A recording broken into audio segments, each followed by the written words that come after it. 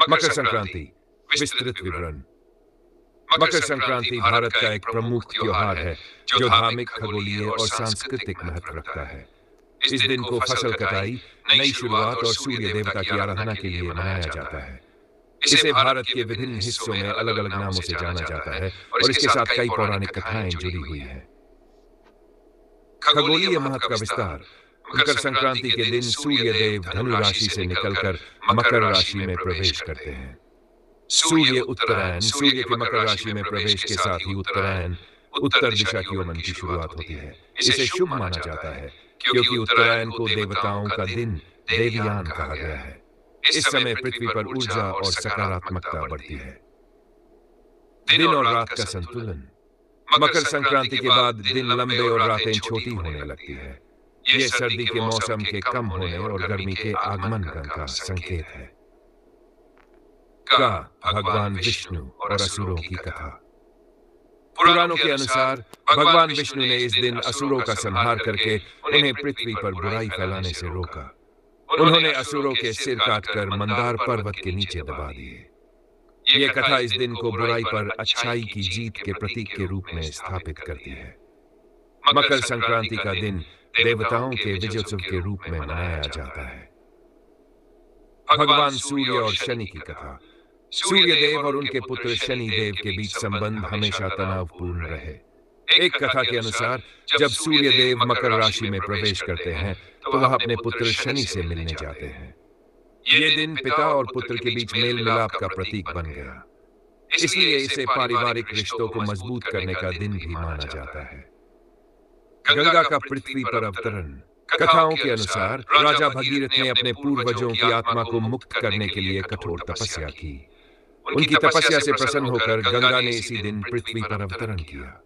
गंगा नदी को पवित्र माना जाता है और इस दिन इसमें स्नान करने से मोक्ष प्राप्त होता है।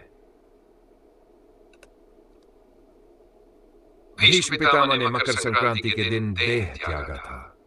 महाभारत के अनुसार उन्होंने सूर्य के उत्तरायण होने की प्रतीक्षा की थी। ऐसा माना जाता है कि उत्तरायण में मृत्यु प्राप्त करने से आत्मा को मोक्ष मिलता है।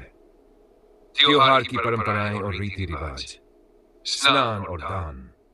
मकर संक्रांति के दिन पवित्र नदियों जैसे गंगा, नर्मदा, गोदावरी और कावेरी में स्नान करना विशेष महत्व रखता है। तिल, गुड़, अन्न, कपड़े और धन का दान पुण्यकारी माना जाता है। ऐसा माना जाता है कि दान करने से पापों का नाश होता है और पुण्य फल प्राप्त होता है। तिल और गुड़ का महत्व। तिल और गुड़ से बनी मिठाइयां इस त्योहार का मुख्य हिस्सा है। तिल का उपयोग स्वास्थ्य के लिए लाभकारी माना जाता है, जबकि गुड़ ऊर्जा का प्रतीक है।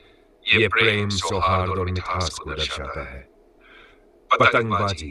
गुजरात, राजस्थान और महाराष्ट्र में इस दिन पतंग उड़ाने की परंपरा है। आसमान रंग बिरंगी पतंगों से भर जाता है जो उत्साह और नई ऊंचाइयों को पाने का प्रतीक है। खिचड़ी का त्योहार। उत्तर भारत में इसे खिचड़ी पर्व भी कहा जाता है। इस दिन मूंग दाल, चावल और तिल से बनी खिचड़ी का सेवन और दान किया जाता है। भारत के विभिन्न हिस्सों में मकर संक्रांति। तमिलनाडु। यह 4 दिवसीय फसल कटाई का त्योहार है। पहले दिन को भोगी, दूसरे को पोंगल, तीसरे को मट्टू पोंगल और चौथे दिन को कानुम पोंगल कहा जाता है। लोहड़ी पंजाब। लोहड़ी मकर संक्रांति से एक दिन पहले मनाई जाती है। इसे फसल कटाई के उत्सव के रूप में मनाया जाता है और आग जलाकर उसमें तिल, गुड़, मूंगफली अर्पित की जाती है। भोगाली बिहू असम। इसे फसल कटाई और नई फसल की शुरुआत के रूप में मनाया जाता है। बांस और लकड़ी जलाकर रात भर उत्सव किया जाता है। गुजरात में इस दिन पतंगबाजी का आयोजन होता है। उत्तरायण के नाम से प्रसिद्ध इस पर्व में लोग रंग बिरंगी पतंगे उड़ाकर खुशी मनाते हैं। वैज्ञानिक दृष्टिकोण। सूर्य के मकर राशि में प्रवेश करने से पृथ्वी पर खगोलीय बदलाव आते हैं। सर्दी कम होती है और गर्मी बढ़ने लगती है, जिससे कृषि में मदद मिलती है। तिल और गुड़ से बनी मिठाइयां सर्दियों में शरीर को गर्म रखती हैं और रोगों से बचाती हैं।